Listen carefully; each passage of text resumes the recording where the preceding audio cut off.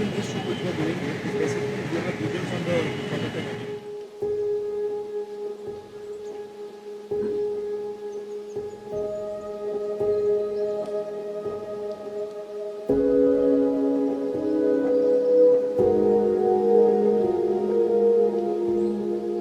All right. Yes. Hi, sir. Hi. Sir, do you mind starting us off by introducing yourself? A little brief introduction. Sure. My name is Indraneel. I'm a visual storyteller.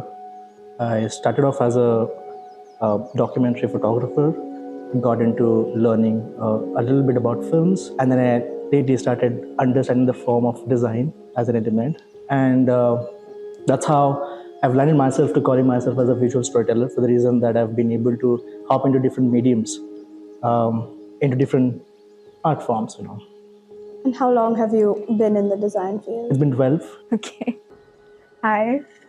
Hi, Ayanna. Okay, so you're ready? Are you good? Yeah. Yeah?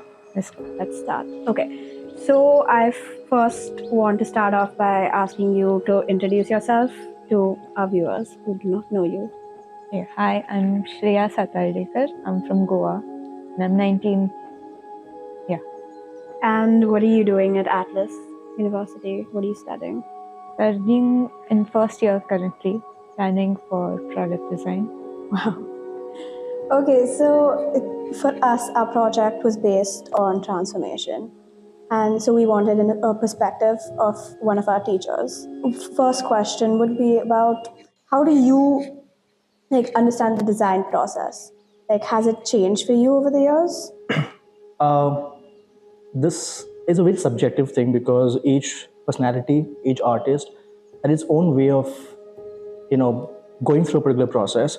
So I believe that the process may change depending on the artist and not how it has evolved over the years. I believe because a personality who's been doing a specific process, who's carrying a specific process, may even carry the same process even today after 15, 12 years of experience because that seems more organic for the artist, but definitely there's a major change in certain ways because the technology has been changed, right?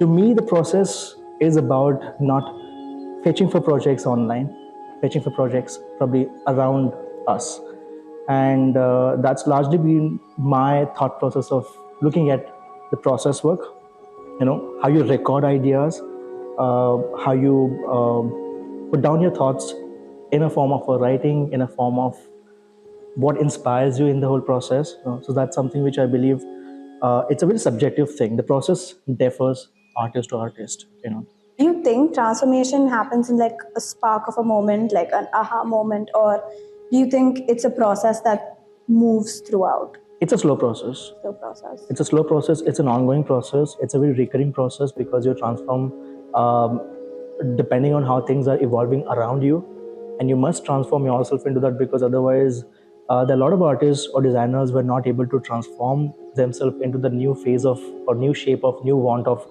design, methods, and that's how I feel that transformation is a very recurring process where you have to keep, understand the fact.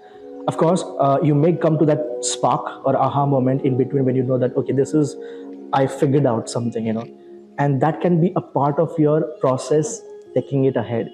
So, my first question would be how do you experience or think what the design process is? To you, is it structured? Is it messy? Is it something that just comes to you, or does it take time? Yeah, I'd like to say it's structured, but if I'm being honest, it's messy for me.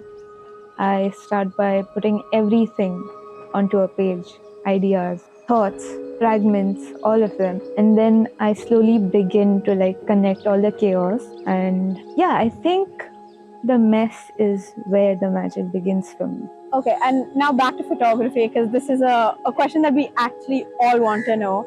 How do you balance your authenticity with your aesthetics in the photograph? I feel like many people get so caught up in aesthetics that they forget the rawness and authenticity that comes with taking a picture. You don't naturally move out of your style.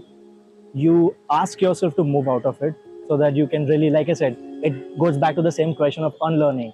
You mentioned before you're from Goa. Living in Goa, it is such a nature-filled area and it's so serene and beautiful. Do you think that Goa has inspired you in many ways when it comes to design, when it comes to your art, your photography? I would say rather than just design and photography, Goa has influenced my entire personality. I think that I would be the physical embodiment of Goa if it was a person. Pretty chill like that. And you can actually see it in my photography and my designs as well. Quite minimal, but it speaks for itself. Okay, bringing this back to transformation, when you answer this question, you specified learning. Do you believe that learning is the key part of transformation? Because in my opinion, I think transformation comes from learning. Do you agree with that, or do you have another? 200%. Yeah. Yeah, I mean, like I said, if you're able to adapt to things which are happening around you, which is evolving around you, then you're moving ahead with the moving aesthetics of the world as well. Otherwise, you get stuck with your own style, your own perspective, your own way of understanding design and putting up your voice as a design. So I believe that moving along with how things are turning, and again, design for me, it's like, what's the need of that today's time? What's the need of that particular time? And if you're able to communicate that same aesthetics in that particular given time, using that new change or new shape of design, I believe that you're able to communicate and relate to the audience well, rather than being trapped into your own style. Now, this question I've been waiting to ask you. When you think of transformation, do you see it as a goal you're moving towards or a process you've already started and been through? Because for me, I feel like I can be a very goal-oriented person and I get caught up in that. So what is it to you? For me, it's the process I'm already in. I believe transformation doesn't knock when it enters. It just happens quietly while you're busy growing. And you only realize it like when you look back and barely recognize where you used to be or who you used to be. And now you are a teacher to all of us over here. What is something that you've learned from your students? Have we changed your outlook in some way about design, I would say? When I look at you all, I can go back to myself and look at the mirror and reimagine myself at this stage. One thing I've realized, the fact that today's generation is able to put their ideas fearlessly, whereas we were a little fearful about the ideas and how we can execute it. We were thinking a lot about before we executing on a paper. And one interesting side about it is when I see that we largely look at ideas around us being sticking to the realistic experience around us, whereas looking at the young minds today, they have an ability to relate the reality with their imaginary mindset, something which doesn't exist technically, and that existence can become a part of your reality as well. So the ability to bring those things together becomes more of a unique part, which I've been finding quite unique. Do you think that evolution throughout time has affected that? Like the way that we do undeniably have way more resources that you would have or our parents would have had. So do you think that has played a lot? 100%. 100%, because that has evolved over the year, because a lot of resources have come. There's always an advantage and disadvantage to the kind of resources we all have received, because when you have too many resources, you're not able to make a choice of what to use and how to use it. So that's where probably in that case, when we were very limited with the resources, maybe our ideas were more organic in terms of what we see around us. Rather, in your case, it made a change by seeing beyond what we see in real life. So that's something which I see, and that's 100% true that it evolved over the time. Our resources backed up.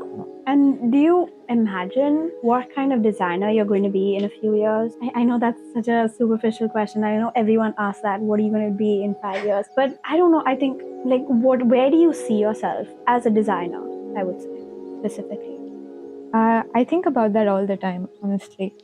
I would say that is what keeps me going, like seeing a future for myself. I see myself as a designer who designs for people. I want my designs to make small but meaningful shifts in their lives. I don't want my designs to just look good. I want them to do good.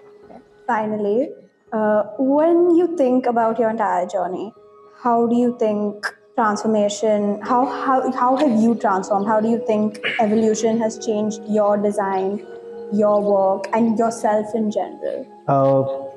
Design or visual storytelling because that's something which I surround myself with. I've realized the fact that I've evolved emotionally better as an artist than just looking at the aesthetic side of the design. Design has always been created to also trigger the emotions of the participants. To give you a simple example, like I generally travel by metro, and there are two different metros. One is a blue line, which is like it takes to a different line of the Mumbai suburbs, and there's a yellow line. I'm a kind of person who loves aesthetics. In my house, the moment I see white lights, I turn it into a warm white, like because I love that aesthetic. Now that's a triggering point if you see a simple idea that when you know that you're in a blue line, the metros are having white lights, and when you go to the yellow line, when you enter the yellow line metro, all the metros are having warm white. Technically, it's a subtle change in the design and the communication that when you are in the warm light, you don't have to really look for in which metro you are. It just triggers the emotions like you are in the so that's a subtle way of how you communicate and bring design a part of your ecosystem. And to me, I've realized over the years that make designs to express or bring a voice, and to me I've emotionally been developed, emotionally evolved to understand that what we produce is to relate to their emotional connection between the artist or the art and the audience in itself. So yeah, that's all I feel. We're drawing back to transformation as a word. What does transformation mean to you? Is it about growth? Is it about discovery, adaptation, learning to survive in whatever you've been given? What do you think, John? Honestly, it's a mix of all three, but if you ask me to choose one, I'd definitely lean more towards growth. Growth in how I see, how I think, how I exist. I believe that's all a very significant part of transformation. Every part of my life, as a designer, as a daughter, as a student, as a friend, I believe that all feeds into that transformation. And honestly, we're all just, learning how to be more ourselves. And I believe that is what truly transformation is. Do you have any regrets when it comes to your design journey, your transformation journey? And if you do, would that lead to any advice for us, your students? One thing I've been observing a lot is like getting inspirations about ideas. Brainstorming generally used to happen on paper. It used to be about how observant are you about things around you. Now it has become quite reverse. We consume a lot of inspiration which is already existing online, and we try to adapt that and then look and fetch for some outdoor inspirations. I believe that if you can just move out of the screens, the young minds, and probably look for ideas around it. A lot of projects of which I've come across, which has standed out just for one core reason, is they've brought this idea from their experience, from what they're rooted from, rather than adapting something. It's as simple as you come from Karnataka. If you bring some interesting side about Karnataka, that would be a best idea because you know every bit of the nerve about it. If you're going to talk about Finland sitting in India, have no idea of never been to Finland, it doesn't work. This is a little personal, but I want you to answer this with all honesty. What do you regret and what do you not regret when it comes to your artistic and design life, your journey? Is there anything that you feel looking back that you've regretted? Something that I regret would definitely be not starting earlier. That kids going to art academies at a young age, getting better at it at a young age. I think if I could go back in time, I would probably develop my skills at an earlier age. But, honestly, it's fine. I mean, there's nothing that I can do right now, but I'm working hard. Yeah, so going forward, how do you intend to change that? Going forward, I think just working hard, developing my skills through various creative mediums. I feel like when you're limited to one creative medium, being painting, sketching, you can't develop your thinking creatively more. Once you get into a lot of different types of creative fields and you experience what it is like thinking out of the box in each of these fields, you get the essence of what creativity actually is. So yeah. Thank you so much, sir. Thank you for your time again. Thank you so much.